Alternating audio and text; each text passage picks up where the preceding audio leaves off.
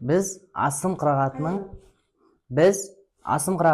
хафс және шуба риуаяты бар дегенбіз.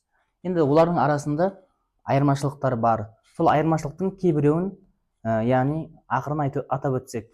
Мысалы, хафс риуаятында тәзәккарун, иттахазтум, Жибрил, Микәлә деген сияқты сөздер шуба риуаятында тәзәккарун, яғни зәл әрпін ар жақта тек қана өзін ғана оқысақ, бұл жерде шәддамен оқимыз. Ал мысалы, иттахазтум дегенді ар жақта зәл әрпімен оқысақ, бұл жерде зәл әрпін біз т әрпіне кіргізіп жібереміз. Иттахаттум деген сияқты. Кейін Жибрил деген сияқты сөз, бұл жақта, енді періштенің аты ғой Жибрил.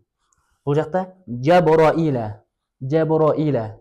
Бұны естіген боларсыңыздар кейбір ұстаздардан. Яғни бұл да Жибрилдің аты. Ар жақта Жибрил болса, бұл жақта Жабраил.